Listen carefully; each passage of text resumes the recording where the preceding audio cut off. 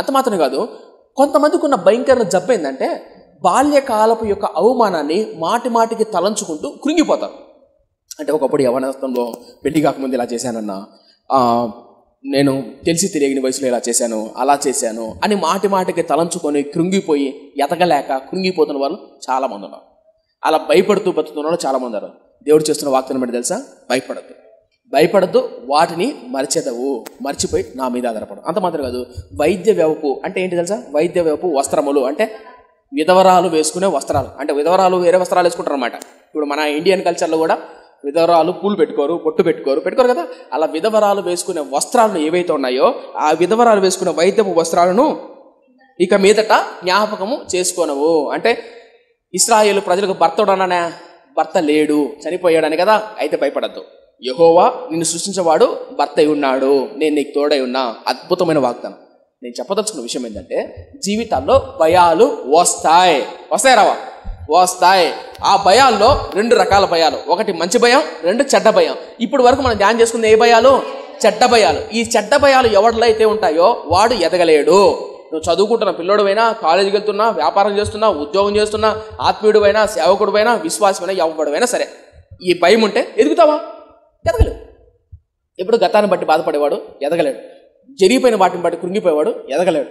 ఎవరైతే దేవుని మీద ఆధారపడుతూ తమ అవమానాన్ని, తమ పాపాన్ని దేవుని సన్నిధిని ఒప్పుకొని విడిచిపెడతాడో వాడు సక్సెస్ అవుతాడు.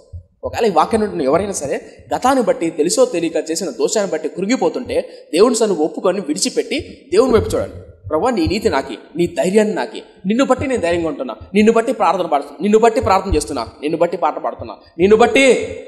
నాకు ఒక అద్భుతమైన ప్రార్థన బాగా నచ్చిన మాట. జాన్ పెనెన్ అనే దైవజనుడు తన పుస్తకంలో ఇలా రాశాడు. ఏంటంటే సంసోను గురించి వివరిస్తాడు. జాన్ పెనెన్ అనే దైవజనుడు ఎవరి గురించి? సంసోను తను బతికినంత కాలం 20 ఏళ్ళు న్యాయాధిపతిగా ఉన్నప్పుడు తల్లిదండ్రులు చెప్తారు, ఒరే అమ్మాయి మంచిది కాదురా, ఫిలిస్తీన్ల దేశంలో అమ్మాయిని చూస్తాడు, మంచిది కాదురా. అలా జరిగిన తర్వాత ఎక్కడే కానీ తను పశ్చాత్తాపడినట్లు ప్రార్థన చేస్తున్నట్టు మనకు కనపడకపోయినా అక్కడక్కడ కొన్ని రోజులు మంచిగా ఉన్నా చిట్ట చివరి దినాల్లో ఒక ప్రార్థన చేస్తాడు. ప్రభువా, ఇదొక్క మారు నన్ను జ్ఞాపకం చేసుకో అని ప్రార్థన చేస్తాడు. గుర్తుందా? ఇదొక్క మారు నన్ను జ్ఞాపకం చేసుకో అని 2 స్తంభాల మధ్య నిలబడి ఆ ఫిలిస్తీన్లు ఉన్నటువంటి ఏదైతే కోట ఉందో ఆ కోటను మొత్తం పడగొట్టేస్తాడు. ఏమని అర్థం చెప్పేది? ఇదొక్క మారు నన్ను జ్ఞాపకం చేసుకో, ఇదొక్క మారు నాకు శక్తి నీవు అని ప్రార్థన చేస్తాడు. గుర్తుపెట్టుకోండి. గతాన్ని బట్టి ఎన్నిసార్లు చెప్పినా వినకోకుండా సంసోను తన జీవితంలో పాడైపోయి చిట్ట చివరికి ఇదొక్కసారి నన్ను జ్ఞాపకం చేసుకో అన్నాడా? గుర్తుపెట్టుకోండి. మళ్ళీ చెప్తున్నాం, ఎవరైతే మాటి మాటికి పాపం చేస్తూ మాటి మాటికి దేవుడి సన్నిధికి దూరం అవుతూ ఉంటామో, చెప్పినప్పుడు వినకోకుండా చేసిన బట్టే చేస్తూ ఉంటే ఒకరోజు మన జీవితంలో చాలా వెలజల్లించాల్సి. జాన్ బెనెన్ అనే దైవజనుడు అంటాడు, ఏమంటాడంటే అదే సంసోను, అదే ప్రార్థన చచ్చిపోయేటప్పుడు కాకుండా ముందే చేసింటే కనుక ఇంకా అద్భుతమైన సేవ చేసేవాడు అంటాడు జాన్ బెనెన్ అనే దైవజనుడు. అర్థమైందా?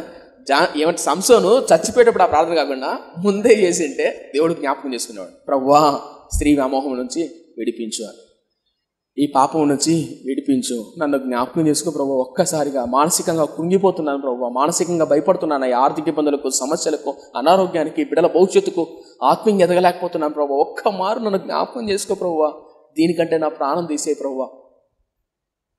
అద్భుతమైన మాట. జాన్ బెనెన్ ఏమంటారు తెలుసా? ఫిలిస్తీన్తో పాటు నేను కూడా చచ్చిపోయేదను, ఒక్క మారు నన్ను జ్ఞాపకం చేసుకో అంటాడు కదా.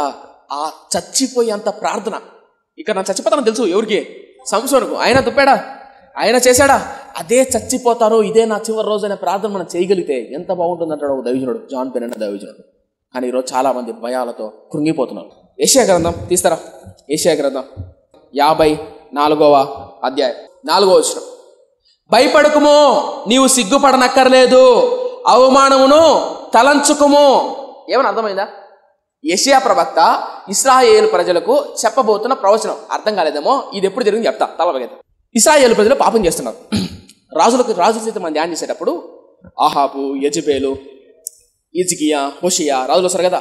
ఈ రాజుల్లో చాలా మంది పాపం చేస్తున్నప్పుడు ఆ పాపానికి రాబోతున్న శిక్ష బానిసత్వం, 70 ఏళ్ల చెర. ఆ చెర తర్వాత మిమ్మల్ని దీవించబోతా, మిమ్మల్ని ఆశీర్వదించబోతా. అర్థం కాలేదా?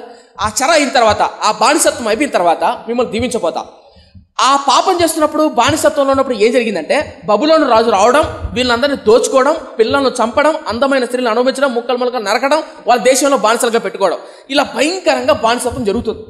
అలా జరిగిన తర్వాత 70 ఏళ్ళు గడిచిన తర్వాత మళ్ళీ తిరిగి మిమ్మల్ని మీ దేశాన్ని తీసుకొని వచ్చినప్పుడు ఎప్పటికైనా భయం ఉంటుంది. ఏంటి ఆ భయం అంటే, గతంలో ఇట్లా జరిగింది కదా, అర్థం కదా, గతంలో ఏం జరిగింది, బబులోను రాజు వచ్చాడు కదా, గతంలో వాళ్ళు దోచుకొని పోయారు కదా, గతంలో వాళ్ళు పాడు చేశారు కదా అనే భయం వెంటాడుతుందా? గతంలో పడిపోయాను కదా, మళ్ళీ పడిపోతాను కదా అని వెంటాడుంటుందా? ఇప్పుడు చూద్దాం. ఇప్పుడు అర్థమైందా? ఏం చూద్దాం. 4వ వచనం. భయపడకమో, నీవు సిగ్గుపడనక్కర్లేదు, అవమానమును తలంచకమో. ఒకప్పుడు ఏం జరిగింది? వాళ్ళకు అవమానం జరిగింది. తర్వాత లైన, నీవు లజ్జపడనక్కర్లేదు, నీవు నీ బాల్యకాలపు సిగ్గును మరచుదువో. మర్చిపోమనిందా, మరవదనుందా? మరచుదు అంటే మర్చిపోతావు, వాటిని మాటికి జ్ఞాపకం చేసుకోవద్దు. దేన్ని? బాల్యకాలపు. అర్థందా? బాల్యకాలం, ఒకప్పుడు జరిగిన అవమానం, ఒకప్పుడు జరిగిన నింద. తర్వాత నీ వైద్యపు నిందను ఇక మీదట జ్ఞాపకము చేసుకొనవు. అద్భుతమైన మాట. భయపడకమో అనంతా మొదటి వచనం. 4వ వచనంలో, భయపడకమో, నీవు సిగ్గుపడనక్కర్లేదు, పని లేదు, అవమానమును తలంచకము, నీవు లజ్జపడనక్కర్లేదు, నీవు నీ బాల్యకాలపు సిగ్గును మరచుదువు, నీ వైద్యపు నిందను ఇక మీదట జ్ఞాపకము చేసుకొనవు. రైట్, తలపైదారు. సో యెషయా ప్రవక్త చెప్తున్నాడు, అయ్యా ఒకప్పుడు మీరు బాధపడ్డారు, చేసిన పాపాన్ని బట్టి, చేసిన దోషాన్ని బట్టి ఒకప్పుడు పశ్చాత్తాపడ్డారు, శిక్షను కూడా అనుభవించారు. వీళ్ళు అనుభవించారు. తిరిగి మరలా దాని గురించి ఎంతో కొంత భయం ఉంటుంది. ఏంటా భయం? మళ్ళా పడిపోతానేమో, మళ్ళా వస్తుందేమో, మళ్ళీ జరుగుతుందేమో అనే భయం.